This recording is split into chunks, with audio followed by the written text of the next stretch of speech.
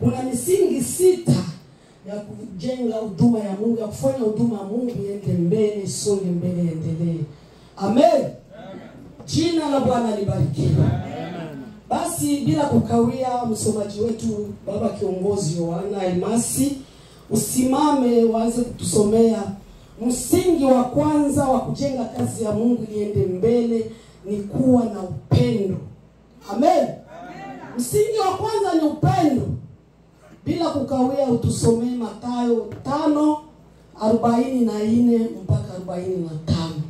Utusomee hiyo neno la Mungu katika jioni ya leo kwa ajili ya kuwa na upendo, ndio msingi wa kwanza. Amen. Tufuate vema, tusikiliza tutakao neno la Mungu. Mathayo sura yake ya 5 mstari wake wa ngapi pale? 44 hadi 45. 44 hadi 45. Taishia tu pale. Unasema hivi. Lakini mimi nawaambia, wapendeni adui zenu. Waombeeni wanaowauzi. Ndio. Ili mpate kuwa wana wa Baba yenu aliye mbinguni. Amen. Maana yeye huangazia jua lake waovu na wema, huonyeshea mvua wenye haki na wasio haki. Amen. Amen. Na Bwana Yesu asifiwe. Amen. Uliza mwenzako una upendo? Amen. Uliza mwenzako uko na upendo? Ya msingi wa kwanza ni upendo. Anasema waombeeni adui zenu. Alisema tuwachukie wala tubawabague. Anasema tufanye nini? Tuwaombee adui zetu ili tupate kuwa watoto wa baba moja. Amen. Amen.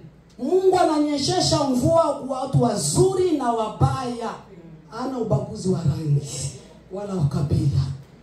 Lakini kwa kuona siku za leo, taifa la leo limekosa upendo, umetoweka. Upendo umetoweka. Upendo ndio amri kubwa Mungu alituachia. Alisema pendenieni nyinyi kwa nyinyi. Hayatuambia tubaguane, hayatuambia tuchukiane, hayatuambia tuoneane wivu wala fitina. Anatuambia tupendane ili tuwe watoto wa baba huyu wa mbinguni. Alitumba kwa sura na mfano wake, ndio Mungu. Amen. Lakini siku za leo watu ni ubaguzi ndio na chami mioyoni mwetu. Upendo agape umetoweka. Kwa kukosa upendo tunabaguana, kunakuwa chuki, ufitina, watu wanakuwa wanauana ovyo kwa ajili ya kukosa upendo. Kwa kukosa upendo watu wanakuwa na makanisa 100 mvilaji moja. Leo mimi nikiingia hapa natoka naenda naonja kama bugoro, kama ven. Kwa kukosa upendo huduma ya Mungu inarudi nyuma. Haisonge mbele, haitainuka, haitapanuka. Unakuta ndani ya kanisa mna watu 2 wala 5. Kwa jua ninakosa upendo. Tukiwa na upendo na tunafanya kitu kimoja na tunafanya nia moja, na utaona Mungu anatenda maajabu na miujiza na huduma ya Mungu itaenda mbele. Tunarudisha huduma ya Mungu nyuma kwa ajili ya kukosa upendo. Anatuambia tupendane sisi kwa sisi na tuombeane. Yeye anashusha mema, ananyeshesha mvua kwa watu wazuri na wabaya. Yeye anabariki kila mtu. Mungu hana ubaguzi wa rangi wala kabila. Anabariki wachawi, walozi, wizi, makahaba, wachawi wote anawabariki. Hana ubaguzi baba yetu wa rangi wala kabila. Lakini sisi tunabaguana. Tunabaguana. Huyu anaitwa huyu ni murega au mbembe. Kwa kosa upendo. Upendo umetoweka. Ndio kwa maana nakuta huduma ya Mungu isonge mbele. Haiende mbele, kwa narudia nyuma tu. Inatikitia na shuka. Haipanuke kwa kukosa upendo. Mungu atuachia amri kubwa ni upendo. Lakini mioyo yetu inajaa unafiki. Na kuonesha kwa nje na kupenda, lakini ndani ya moyo wangu moyo umavuya damu. Bwana Yesu aturumie. Bwana Yesu aturumie tena. Kwa nini tusiwe na upendo? Kwa nini tusipendane? nishie watoto ya baba moja. Kwa nini tusipendane? Mungu yeye habagui. Hana ubaguzi wa rangi wala wa kabila. Ananyeshesha mvua kwa watu wote. Anashusha baraka kwa kila mtu. Lakini sisi siku ya leo ubaguzi ndio na janga yetu.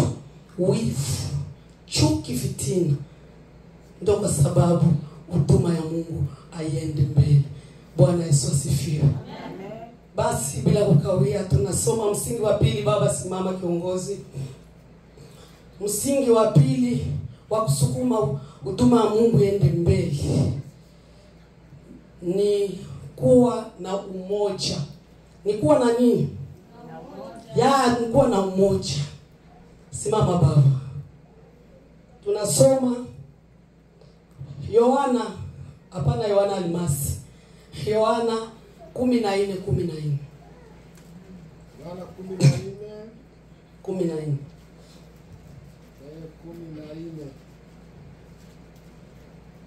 Bila nasema hivi. Tufuate msomaji. Kwa kunipa mic. Yeah. Yohana 14 mstari wake wa 14. Mkiniomba neno lolote kwa jina langu nitalifanya. Bwana Yesu asifiwe. Amen. Tukimuomba neno lolote kwa jina lake, atafanya nini? Atalifanya.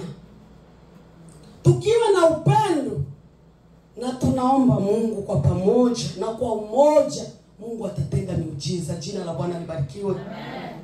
Tukiwa na upendo na umoja kwa pamoja, Mungu tutaomba, tutaikala hapo, tutaambia Mungu amisha milima na tayamisha. Juu tuko na upendo na umoja. Angalia wenzetu wanatoka Marekani kwa ajili ya upendo.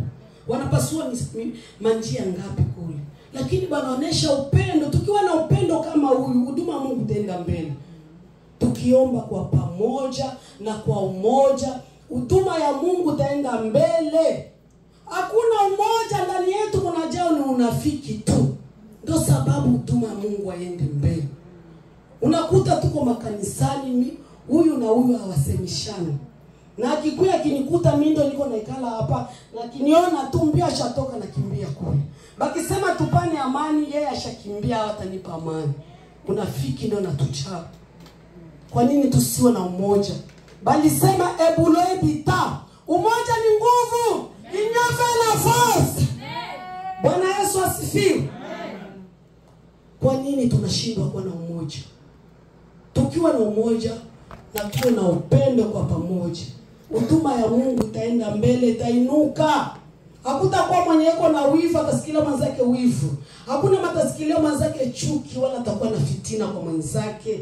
Kwanza hata mtu akileta mambo ya usutu wala yakia kumteta mtu mwingine karibu yako, kwa ajili upendo ndio unafunga kila kitu, shetani atapata nafasi. Hautakubali, utamkemea, na huduma ya Mungu itaenda mbele.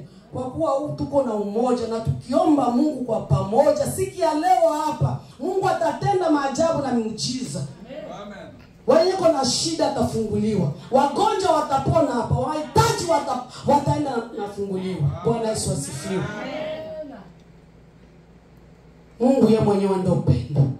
Tuwe na upendo na umoja kwa pamoja, na kazi ya Mungu itaenda mbele. Bwana Yesu asifiwe. Basi bila kukawia, ya msingi wa tatu ni kuwa na ushirika. Ni kuwa na nini? Ni kuwa na ushirika, ndio msingi wa tatu wa kuandika. Mko mnasikiliza vyema. Basi tusomee Matendo 2:44 mpaka 45. Matendo ya Mitume. Sura yake ya pili. Ya mstari wake wa 44 hadi 45. Tunasoma katika jina la Yesu Kristo. Ndiyo.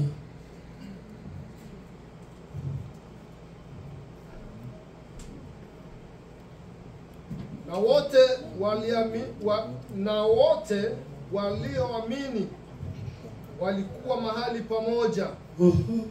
Na kukawa na mitume.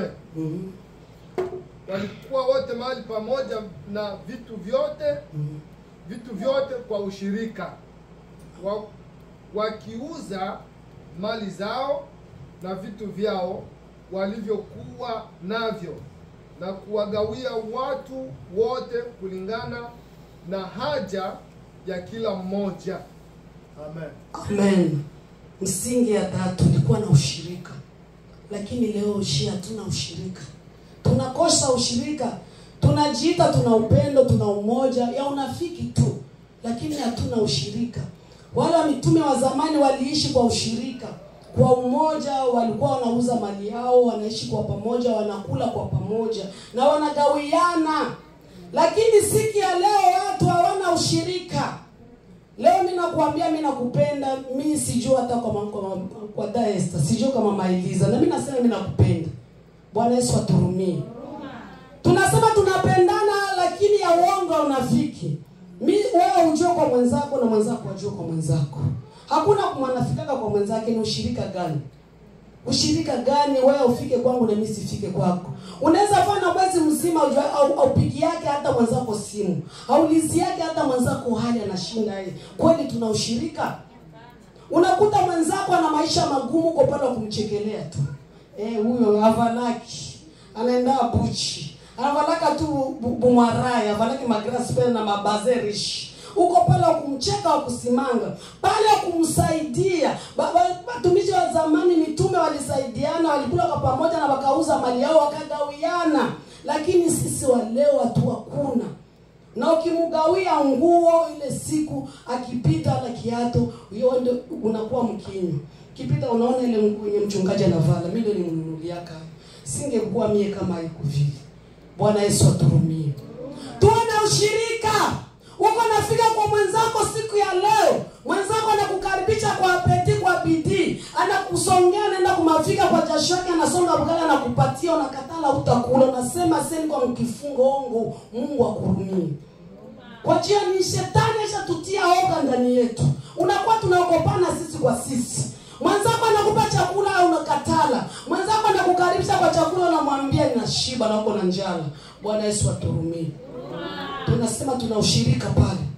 Bila upendo, tukikuwa na upendo na umoja na ushirika, kazi ya Mungu itaenda mbele. Kwa sababu tutapendana, tutasaidiana kwa shida na raha. Mwenzako hata kwa shida yako ni yake, raha yako ni yake. Lakini siku ya leo chacun pour soi, Dieu pour tous. Bwana Yesu aturumie. Tunaenda wapi na kazi ya Mungu? Wapi tunasukuma kazi ya Mungu? Haitaenda mbele. Iko nazidi kurudia nyuma tu. Inatikitia, inashuka pale kupanuka ya kwenda mbele na rudi nyuma. Inashuka. Hatuna ushirika. Tunaanza ogopana sisi kwa sisi. Wala mwenzako uko nafika kwa mwenzako anagonga na angalia kutundu kama ni nani. Ukijua hautafungula mlango. Bwana Yesu aturumie. Kazi ya Mungu itaenda mbele kweli. Tunarudisha kazi ya Mungu nyuma. Kwa ajili hakuna upendo, hatuna umoja na ushirika ndani yetu hatuna. Hakuna ushirika. Hatushirikiane sisi kwa sisi. Tuko pale kwa kubaguana. Tuko pale kwa kuoneana wivu, chuki, fitina tu. Na kusemana, kusengenyana. Njoo hiyo tu.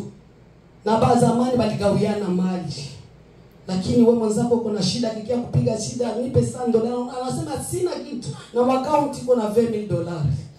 Kwa nini usimsaidie? Shida yako ni yake, raha yako ni yako, na ndio ushirika, ndio kazi ya Mungu itaenda mbele. Tukifanya hivyo na tukakika ya Mungu, kazi ya Mungu itaenda mbele. Kwa sababu tunafunikiana aibu. Shida mwenzako akipata shida unaenda mkimbilia atakusaidia. Lakini siku ya leo hakuna matakusaidia. Yuko pale kwenda tu na msengenya, uko pale kwenda na mteta tu na mzarau. Njoo tu uko pale na akulaki. Na ukimpa ile siku namwambia ingekuwa mimi leo bangi kula. Ingekuwa mimi kale kangua angekavaa. Unakuwa na matangazo akipita unakulana makucha na mkanisa. Unaona ile yenyewe divana. Ni mimi ndio nilitosha. Bwana Yesu aturumie. Kwa nini tunakosa ushirika? Watoto wa Mungu, upendo umeenda wapi? Umoja umeenda wapi na ushirika umeenda wapi? Tukiwa na upendo na umoja kwa pamoja na ushirika, kazi ya Mungu itasonga mbele. Bwana Yesu asifiwe. Basi bila kukawia tunaenda kumsingi wa 4. ni kuwa na nguvu. Amen. Basi tunasoma Matendo 1:8 yake tu. Matendo 1:8 mstari wa 8. Matendo ya Mitume. Yeah. Sura yake ya kwanza 8. Ndio. Karibu hapo. Tusikilize vyema neno. Lakini mtapokea nguvu akiisha kuajilia juu yenu Roho Mtakatifu. Nanyi mtakuwa mashahidi wangu katika Yerusalemu na kote katika Yudea na Samaria na hata mwisho wa nchi. Jina la Bwana libarikiwe. Tutapokea nguvu. Siku ya leo shio bote tunakutanana mahali hapa. Tunakia kuomba nguvu kwa Mungu. Tutakuwa mashahidi duniani pote. Yudea hadi Samaria. Tutakuwa mashahidi Kanada, Marekani, Australia, Uingereza, hata Afrika tutafika kutangaza injili. Jina la Bwana libarikiwe. Tukiomba kwa pamoja na kwa nia moja, tukiwa na upendo na Mungu atashusha nguvu. Siku ya leo watu hawana nguvu. Unakuta kama watumishi wa Mungu hakuna nguvu kwa sababu hatuna kwanza upendo. Hatuna umoja. Hatuna ushirika. Nguvu itatoka wapi? Unakutana hata huduma zetu za siku ya leo tunaanza zitumikisha kimwili. Ndio sana. Kimwili wengine wanaenda ongeza nguvu za ziada, wanaenda kuomba nguvu za ziada. Ndio zinakuwa zinatumika katika makanisa, katika maombi kwa sababu hatuna upendo msingi wa kwanza. Upendo ndio kila kitu, nafunga kila kitu. Utapata nguvu wewe bila upendo. Huko ndio tuko hapa kumwambia tuko nafunga kifungo mimi kwanza mimi sikusemeshaki. Nguvu zitatoka wapi? Mimi mwenyewe niko nakuona roho naumia sana na kuna sana. Sitaki hata unijongelee. Na mimi nakaa tunajiita sisi tuko watumishi mtu wake kukifungo. Kweli ile nguvu itatoka wapi? Lakini tukiwa na upendo na umoja na ushirika, Mungu atashusha nguvu, tutafanya miujiza na maajabu. Tutahubiri injili duniani pote. Watumishi wa Mungu tutaenda hata Afrika. Tunaenda kutangaza injili. Mungu ametupatia nguvu. Tunasema msingi wa ile ni kuwa na nguvu. Ni kuwa na nguvu, ni nyofela force. Umoja ni nguvu ya kulobita. Lakini siku ya leo kila mtu ni binafsi. Kila mtu kivyake. Kila mtu kivyake kwa sababu upendo umetoweka. Nguvu tutazitosha wapi? Nguvu tutazitosha wapi? Waombaji tunaanza ombea hata na wagonjwa tunafunga kamba kupiga fimbo. Bwana Yesu aturumie. Piga mtu fimbo. Sasa ndo atapona wapi? Alikwambia hakuna nguvu, imetoweka. Utapata nguvu wapi wao una upendo? Wewe mwenyewe una chuki, fitina, ubaguzi. Sasa utatosha nguvu wapi ya kuomba? Anatuambia tutapata nguvu na tutahubiri duniani kote. Samaria, Yudea hadi Samaria. Tutahubiri duniani pote kwa mataifa yote. Tutenda na ubiri. Ni kuwa na nguvu. Tukiwa na nguvu tutafanya mambo ya ajabu hapa. Tutaambia Mungu siku ya leo, tutamulilia kumwambia Mungu tukiwa na upendo na umoja kwa pamoja na ushirika, na leo tutamwambia Mungu tende maajabu yako hapa, na Mungu atatenda. Bwana Yesu asifiwe. Ile ni msingi wa 4. Basi tunaenda kumsingi wa 5 bila kukawia. Basi msingi wa 5 ni maombi. Yaani kuwa maombi. Nguvu za maombi. Amen. Amen. Tunasoma Mathayo 7:7. Nguvu za maombi, kwa na maombi. Bwana Yesu asifiwe. Mathayo 7:7. Tufuate vema msomaji. Ombeni nanyi mtapewa. Ombeni nanyi mtapewa. Tafuteni nanyi mtaona. Tafuteni mtaona. Bisheni nanyi mtafunguliwa. Bisheni mtafunguliwa. Tukiwa na umoja na tukiomba Mungu, hakika ya Mungu, Mungu atatujibu. Sikia leo hapa ni present, leo sio kesho. Bwana Yesu asifiwe. Tukiwa na umoja kwa pamoja na tunakuwa na nguvu na tunaomba Mungu hapa, Mungu atashusha kitu hapa sikia leo, watu watashangaa, Kanada itatetemeka. Jina la Bwana libarikiwe. kuwa na nguvu za maombi, kuomba. Watu wengi kwa sasa hivi hawaombe tena, wala wanakuwa wadhaifu wa kuomba. Wengine wanakuwa tu kulala bila hata kuomba. Wanakuwa wanatumikisha nguvu za ziada tu. Maombi wanatupilia mbali. Alisema ombeni mtapewa, bisheni mtafunguliwa. Tuko siku ya leo hapa tutamuomba Mungu. Kama tutoka nyumbani tuko na upendo, na umoja, na ushirika, na nguvu, tutaomba Mungu atatenda muujiza. Leo atawasha moto hapa. Bwana Yesu asifiwe. Bwana Yesu asifiwe tena. Kuomba kuna nguvu sana. Watumishi wa Mungu waombaji kazi yao ni mirago, ni kuomba, lakini watumishi wa leo wakooga kuomba, hata vifungo wafungi tena. Wanaanza sema maistoma. Mtu kwa mkifungwa na kula kweli utapata nguvu zitatoka wapi? Bwana Yesu aturumie. Bwana Yesu aturumie tena. Tukiwa na umoja na tunamuomba Mungu siku ya leo, baba yangu mwenye uko hapa, mama yangu, kaka zangu, Mungu atatenda muujiza hapa. Leo watu watafunguliwa leo hapa. Watu watenda na pona. Wenyewe ukiwa na mahitaji siku ya leo watajibiwa. Bwana Yesu asifiwe. Jina la Bwana libarikiwe. Nguvu za maombi, kuomba. Kuomba kuna nguvu sana. Kuomba ndio nafungula kila kitu. Bila kuomba hutapata chochote. Paulo na Sila walikuwa gerezani.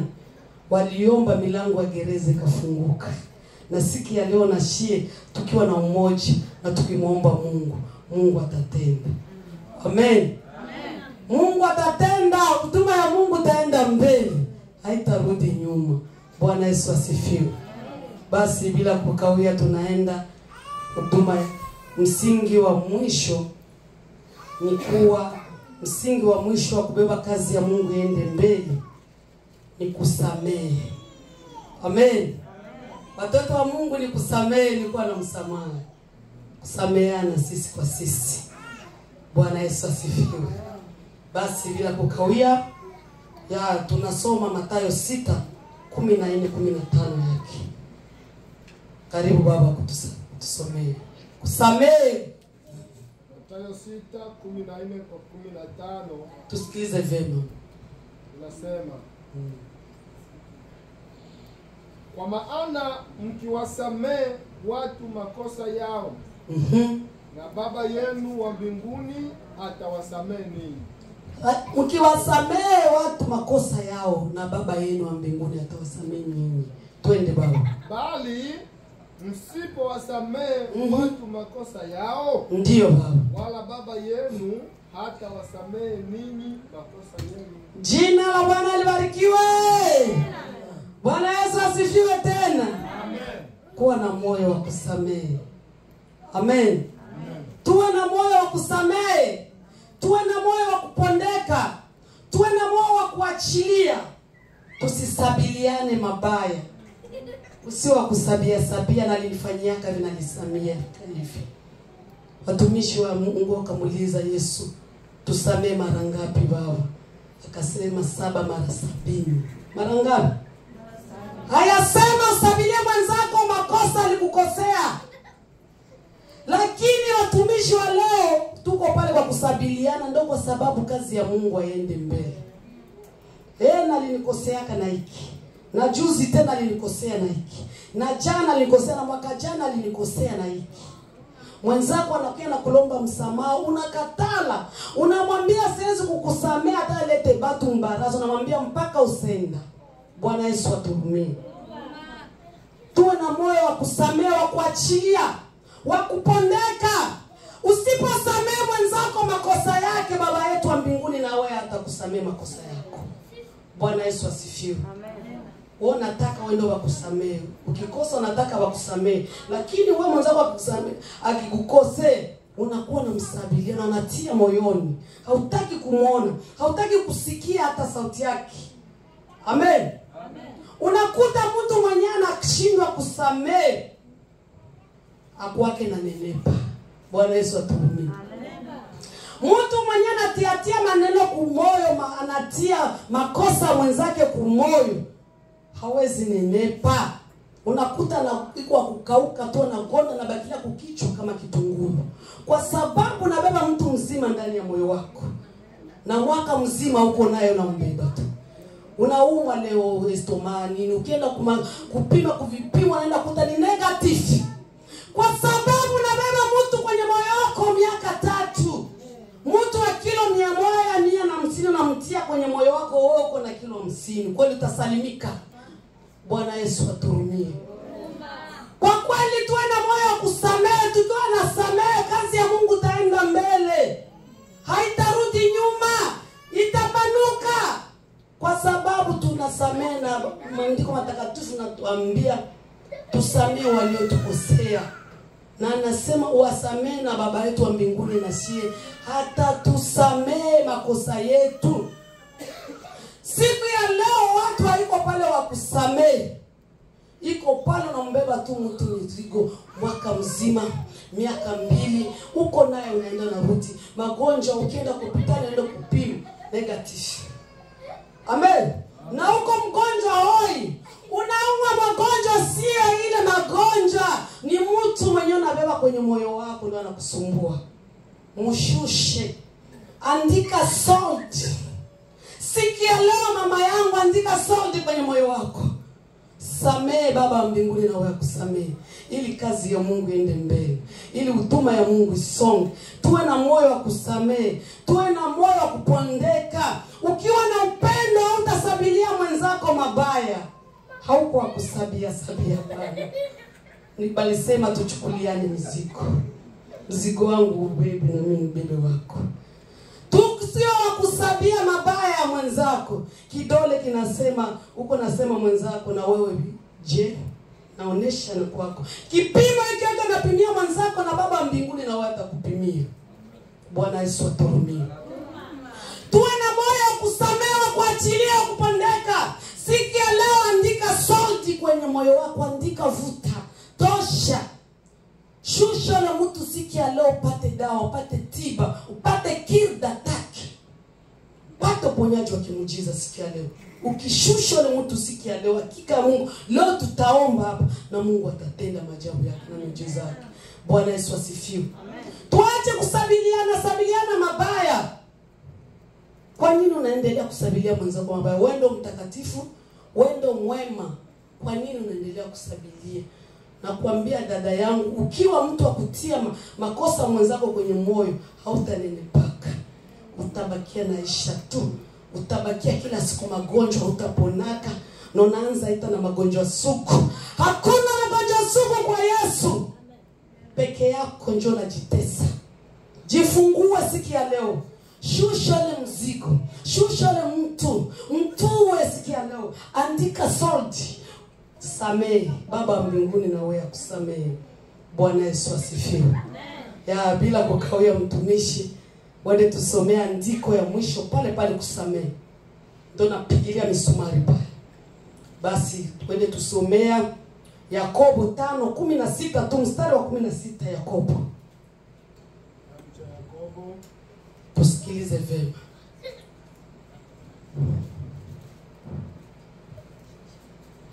Yakobo sura yake ngapi? 5:16. 5:16. Basi ungameni dhambi zenu ninyi kwa ninyi. Ungameni dhambi zenu ninyi kwa ninyi. Na kuombeana. Ili mpate kuponywa.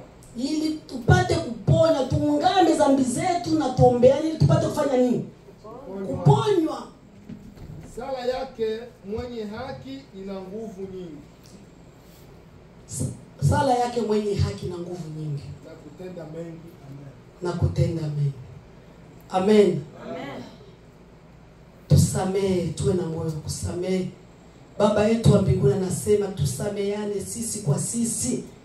Anasema tuungame dhambi zetu, tutubu. Tutengeneze. Ili tupate kusamehewa. Na tuombeane. Sala mwenye haki na nguvu. Amen. Tuzidi kuombeana.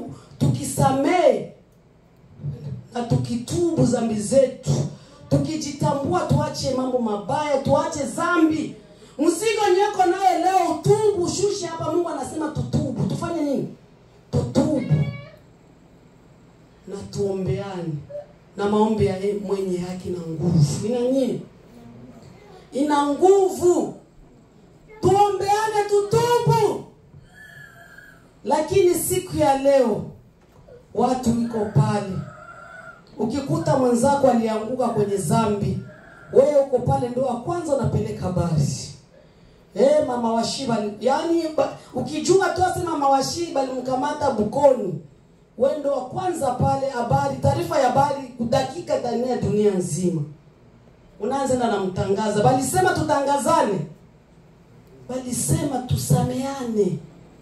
Tutubu dhambi zetu. Watu wako pale kuombeana mabaya.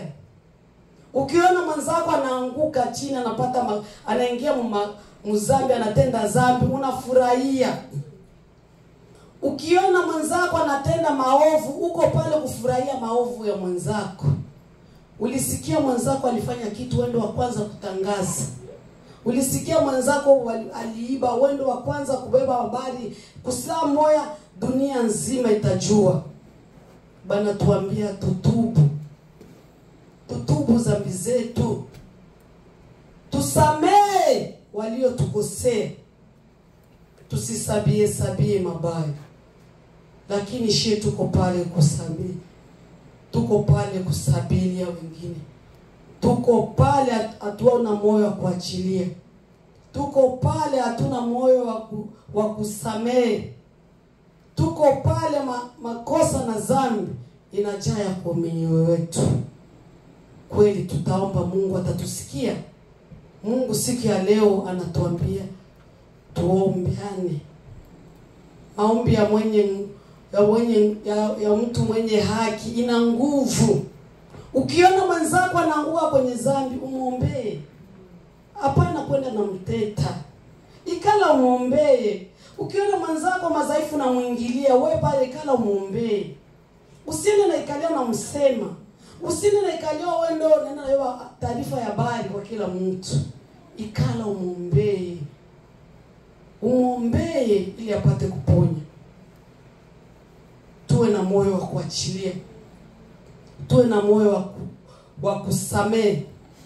Tuwe na moyo wa kuvuta kabisa, tuandike salti kwenye mioyo yetu. Tuvute kabisa, tusamehe. Ukisamehe mwenzako, Baba yetu wa mbinguni naye atakusamehe. Na tuombeane, ndio Mungu anatuambia. Anatuambia tutubu. Tungame dhambi zetu ili tupate kuponywa. Tupate kuponywa nini? Magonjwa, shida, iwe ndoa yako na kusamani. Leo utaenda na amani. Ukitubu leo, Mungu ataenda na kujibu. Iwe ni matatizo, iwe unatafuta mtoto, utampata. Ukisamehe tu utampata. Kuna watu wengi wanaweza utaona una mkoshi, kumbe hauna mkoshi kwa kushindwa kusamehe. Unaweza ona unaomba miaka nenda miaka rudi, majibu na kawia. Haujui ni nini, unasema mbona hata mlozi aliomba wanampewa, wengine nikoomba wanapewa, mbona mimi niko na miaka 10 niko namwombea Mungu hitaji moyo hanijibu. Hapana, ujiangalie ukoje ndani yako. Ujiangalie uko sawa na Mungu. Ujiangalie. Majibu ya mwenye dhambi na kawia inakawa kabisa. Tuwe na moyo wa kupondeka. Tuwe na moyo wa kusamehe. Tukisamehe na Baba yetu wa mbinguni atatusamehe. Na Mungu anatuambia tutubu ili tupate kuponywa.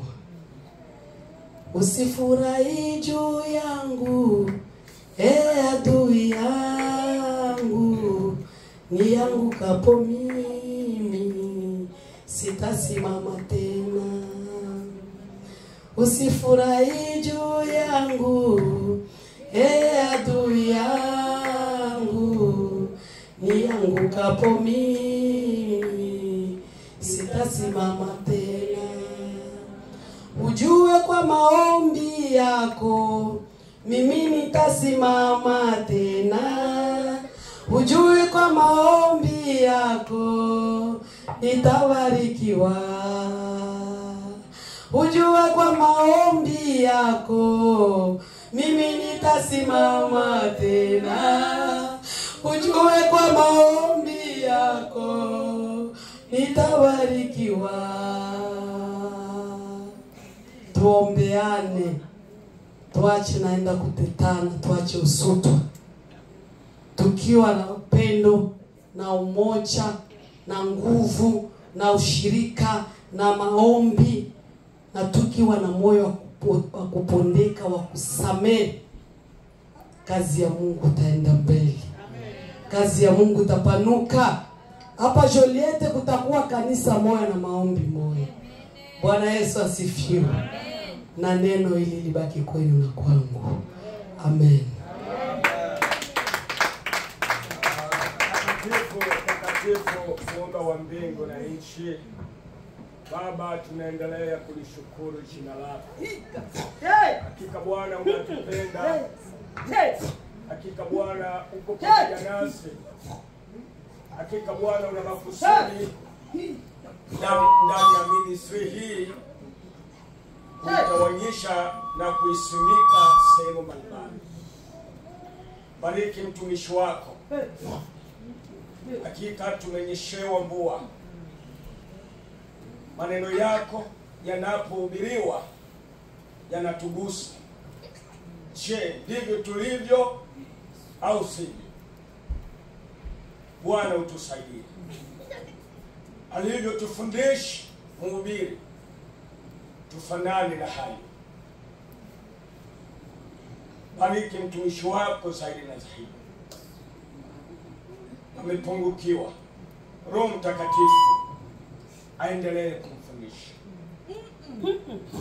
Walipotoka maneno haya, akaweze kukumbusha tena waenda mbinguni maneno haya. Hakika Bwana una kusudi juu ya maneno yote ambayo ameyazungumza. Tayari wakati wa nyimbo tunaimba, tayari Roho Mtakatifu alikuwa tayari ameyaongea. Sasa Bwana umekuja kukamilisha kwamba yale ambayo uliyasema mhubiri aje kukamilisha. Bwana uwe pamoja nasi. Utufanye tubadilike ili tuenende sawa na mapenzi. Katika jina la Yesu. Amen. Amen. Amen. Barikiwe sana. Hili ni neno la miujiza kabisa, kwa sababu Roho Mtakatifu alikuwa ameshasema na watu wake bila yeye mhubiri kujua kuhusiana na upendo. Alafu tena mhubiri akaja akagusia hapo hapo kuonyesha kwamba hakika hili neno limetoka kwa Bwana. Bwana Yesu asifiwe sana. Amen. Kwa kuwa kuna mtumishi wa Mungu ameshaomba, nitamkaribisha mwenyekiti kama kuna matangazo. Karibu.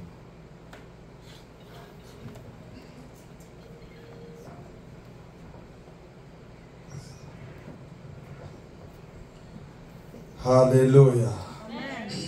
Haleluya. Amen. Wanatoka wala. Tuendelee. Ndio. Tunafika wakati ya matangazo. Tangazo ya kwanza, Yesu ni Bwana.